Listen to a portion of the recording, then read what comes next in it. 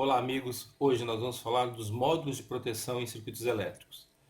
Nós temos muitas tabelas, tem muita literatura, mas é sempre bom a gente dar uma recapitulada nesse tema, que é um dos temas mais importantes quando nós vamos começar a dimensionar um comando elétrico.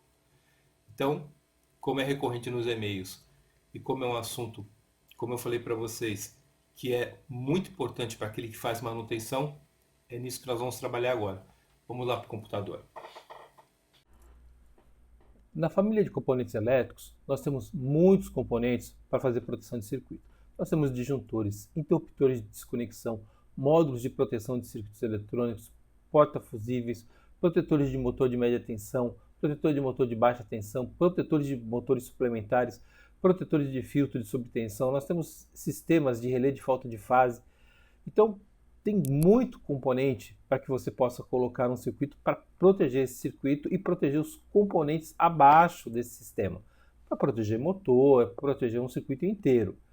Para cada circuito que você for desenvolver, para cada circuito que você for fazer a montagem, ou você está fazendo o desenho, está fazendo o desenho do comando, você vai ver que você tem um componente que pode ser agregado ali. Eu recomendo fortemente que você sempre esteja nas páginas dos fabricantes para ver o que eles lançaram de mais moderno. Eles estão sempre lançando coisas novas. Então é importante que a gente tenha essa consciência, né?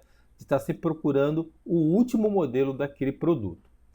E hoje nós vamos falar um pouquinho de alguns deles, porque nós vamos fazer várias lives, vários filmes falando disso. Nós vamos falar de alguns deles hoje, porque daria um assunto assim para horas de conversa. Então, vamos começar por definição de um relé, porque nós vamos falar sobre relés de proteção. Então vamos definir um relé. Segundo a ABNT, o relé de proteção é um dispositivo por meio do qual um equipamento elétrico é operado quando se produzem variações nas condições desse equipamento ou do circuito em que ele está ligado, ou em outro equipamento ou circuito associado a ele, ou seja, dentro do comando. Outras normas definem o relé de proteção como um dispositivo cuja função é detectar falhas nas linhas ou equipamentos, perceber perigosas ou indesejáveis condições de sistema e iniciar convenientes manobras de chaveamento ou dar aviso adequado. Isso quer dizer que ele faria a parte de intertravamento, né, do sistema. Ou seja, intertravar quer dizer quando acontece alguma coisa com esse componente, ele desarma, desliga um outro equipamento. Nesse ponto, eu vou passar para vocês duas características, duas situações, duas definições.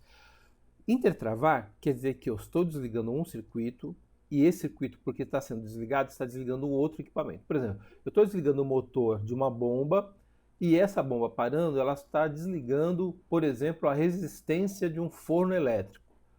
Tá certo? Eu estou desligando uma bomba de óleo de lubrificação e essa bomba de óleo de lubrificação está desligando um equipamento que trabalha com esse óleo lubrificante. Então isso é o intertravamento. E aí vem o trip. O trip é outra coisa, não é intertravar. Trip quer dizer que é um contato de um relé de proteção que vai desligar o próprio equipamento. Ele vai dar trip no equipamento, não no próximo equipamento. Então, intertravar é desligar e desligar o próximo. Trip só desliga o próprio equipamento. Há uma grande variedade de relés e eles podem ter diversos tipos de construção. Muitos desses relés possuem vários contatos e apresentam características próprias, sendo indicados para aplicação bem determinadas, funções bem específicas. Então, quando a gente tem que analisar o que vai desenvolver, né, o circuito que nós vamos desenvolver, nós temos que entender se aquelas características estão adequadas para o circuito que nós vamos fazer. Então, nós podemos classificar esses relés de diversas maneiras, né? Por exemplo, você pode classificar esses relés pela grandeza física de atuação, que pode ser elétrica, pode ser mecânica, pode ser térmica, pode ser ótica. Então, quando você estiver desenvolvendo o seu comando elétrico, pense naquela grandeza física que é melhor para aquele caso que você vai trabalhar. Você também tem que pensar no tipo de grandeza de atuação que você vai trabalhar com aquele relé de proteção no seu circuito, no seu comando. Se você vai trabalhar na corrente, na tensão, na potência, na frequência, se você vai trabalhar com pressão, com temperatura. Por exemplo, se você está trabalhando para proteger uma bomba, talvez seja interessante você ter um sensor de pressão na saída da bomba. Seria importante ou você tem um sensor de pressão na entrada da bomba. Então, pense nisso, tá certo? Qual é exatamente a grandeza de atuação que você quer ter. Porque a gente sempre pensa em térmico, pensa em disjuntor, mas existem outras proteções para o teu sistema. Eu vou dar aqui um exemplo bem simples para você. Pense que você está desenvolvendo comando de proteção de um circuito que vai atuar uma resistência elétrica de um forno. Ora, você não tem que pensar só no seu circuito. Talvez a temperatura do forno seja um elemento de certeza que você pode utilizar no seu circuito para desligar também o circuito. Por isso de entender qual é a grandeza física, né, que você está atuando ali, que nem sempre é tensão ou corrente ou potência.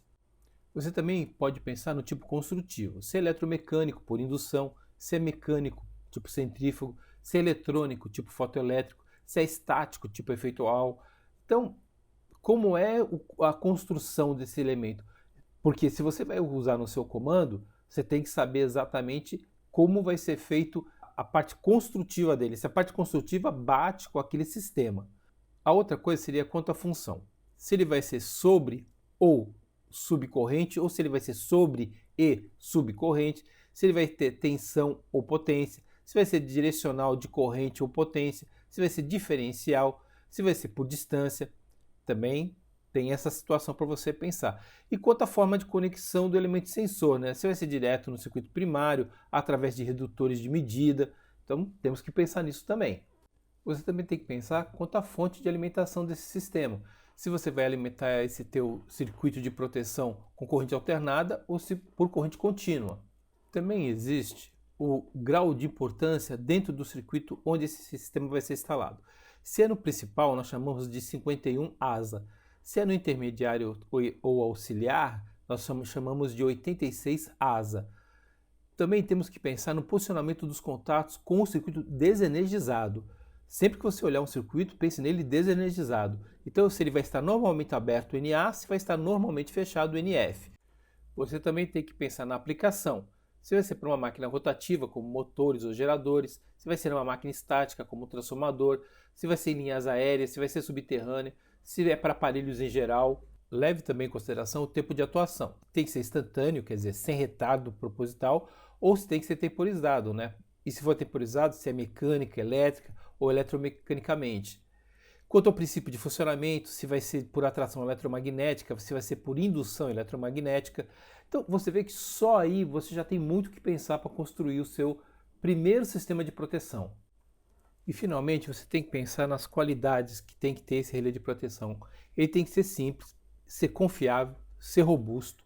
Ele tem que ser rápido para que a gente tenha essas razões de estabilidade do sistema, o quanto possível independente do valor da natureza e localização do defeito.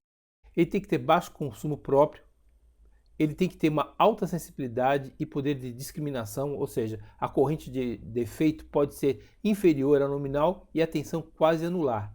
Então, é importante ter alta sensibilidade. Realizar contatos firmes, que não fique centelhando, não dê ricochete, e manter sua regulagem independente da temperatura exterior, né? Tem relé que é muito bom, mas se começa a aumentar muito a temperatura da máquina, como ele é microprocessado, ele já começa a perder suas funções. Então isso é muito importante, que você tenha um sistema, mas que seja alheio, né, a qualquer problema de temperatura. Então, para vocês perceberem quanta coisa você tem que pensar quando começa a fazer o seu comando, olha, já no início do trabalho, né? No início do seu trabalho de desenhar aquele comando, quantas coisas você tem que levar em consideração. Então aquela ideia de que o comando é simples, é só sair desenhando e especificando algumas coisas, é completamente equivocada. Proteção de um sistema passa por tudo isso que eu acabei de passar para vocês, de todas essas considerações. Um relé de proteção digital, por exemplo, a vida útil estimada desse tipo de relé é de 10 anos, né? Enquanto que os sistemas eletromecânicos têm uma vida útil média aí, de 30 anos. Então você pode pensar, pô, eu uso um relé mecânico ou uso um relé digital? Bom, vai depender muito. Se o teu relé mecânico cobrir tudo que nós acabamos de falar, ótimo. Se ele não cobrir, é melhor que você tenha um relé que vai durar talvez menos tempo, mas que te dê mais segurança. Eu podia falar de relés de segurança aqui, como a gente tem que pensar neles nos nossos comandos, assim, por horas, como eu falei. Então nós vamos dividir essas aulas, essas lives, esses vídeos, tá certo? Então, na próxima fala que nós tivermos sobre isso, nós vamos falar sobre o que é exemplo de relé de falta de fase, fase fantasma. Vamos falar de cada um independentemente. Era isso. Espero que vocês tenham gostado. Espero que tenha sido útil para vocês. E principalmente, na próxima vez que você começar a desenhar seu comando, leve tudo isso em consideração. Abraço a todos.